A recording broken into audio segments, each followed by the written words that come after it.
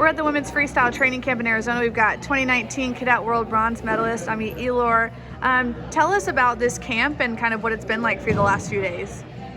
So this is pretty much my first camp since the pandemic. I'm really excited and happy to be here, see everybody again, get to wrestle again and see how I'm doing after, like a few months of not wrestling, training on my own, really not having anything consistent.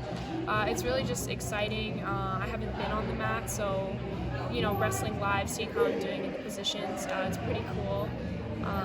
I feel like in some technique, like mentally just from watching matches online, I feel like I'm learning a little bit over the past 2 months, but then in other things I feel rusty, so it's just really exciting to be back and be challenged again.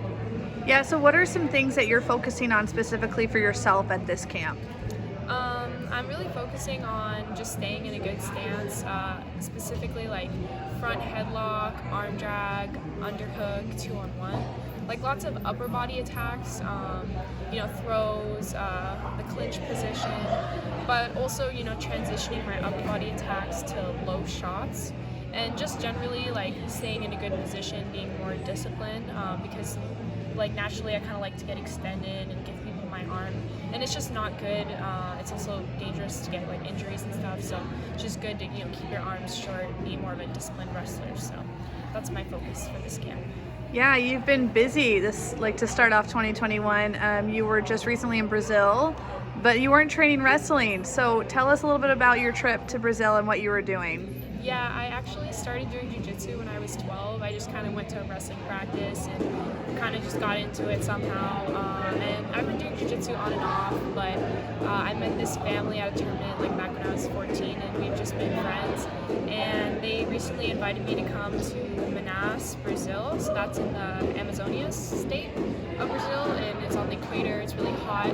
So to come in the holidays and train, do jiu-jitsu, judo, wrestling, weightlifting, see the waterfalls. So yeah, it was a great experience, especially because Manaus doesn't have like a big COVID rate right now. I don't know why, maybe like herd immunity or the warm weather, but it was just really good, and I feel like the jiu-jitsu helps with my scrambling and kind of like maybe just like my more like mental game while I'm wrestling, like calm down, relax, think more about the technique.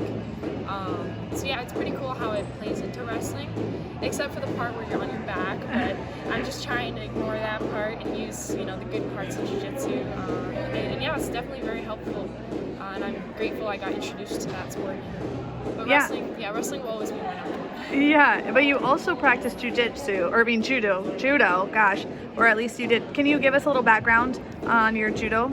Yeah, so I started wrestling when I was 4 at a community youth center, but they also had judo, so I started doing judo when I was 8, and I really liked it. I liked, throws, so I got really into judo from like age 8 to, 12-ish, and I competed a lot in judo, but eventually I kind of got sick of it because it's just throws, and wrestling has everything. Wrestling has throws, it has the groundwork, the parterre, it has the shots. You can't touch the legs in judo, but I feel like the throws in judo really helped me in wrestling, and I'm very happy I did judo, and it's still good for me like right now to go practice judo. It's very helpful.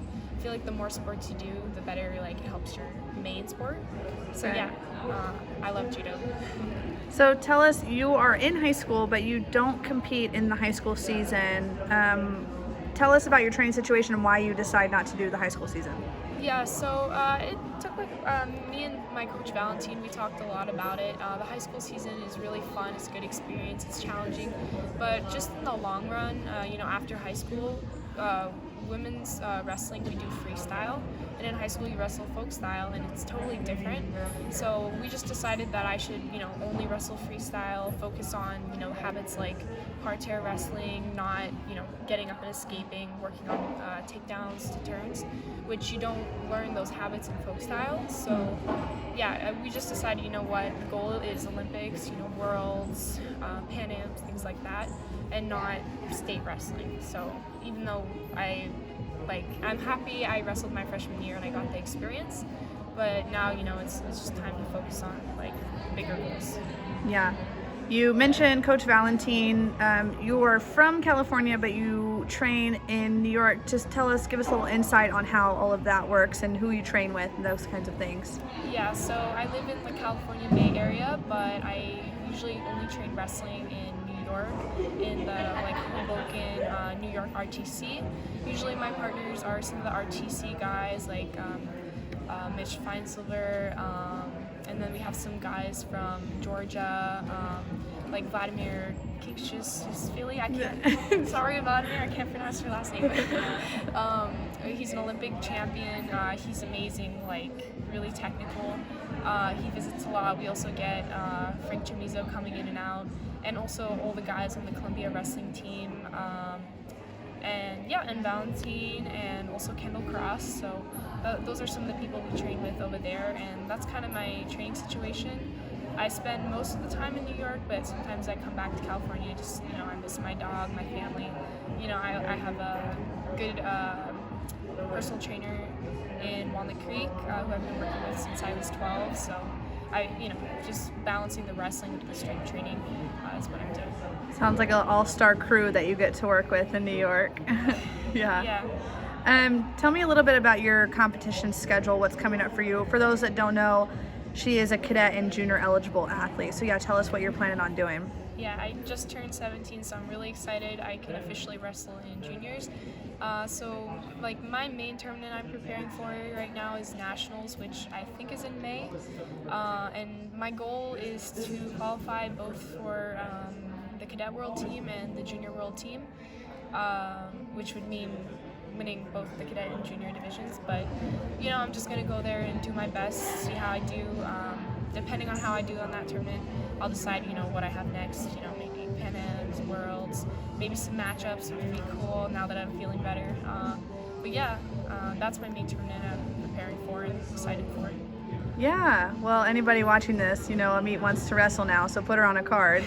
I've been asking all of the ladies here at this camp, how have you been challenged, or what have you learned in this last year, this crazy pandemic that we just went through? And it doesn't necessarily have to be wrestling related. I've learned how to push myself mentally, because in the past I've always been part of a class or a group. I've never really trained on my own. So it was tough to kind of get that self-motivation, make workout plans, get up from bed and just go out and run. And also just how to take care of your body better. I always was very confident in myself, thinking I would never get injured. I thought I was indestructible. But I got injuries, I got banged up here and there, so I need to learn when to stop training, when to rest, recover, because that's just as important as training. And just one mistake can cost you your whole wrestling career if you get injured seriously. So it's just very important to take care of your body. That's one major thing I learned.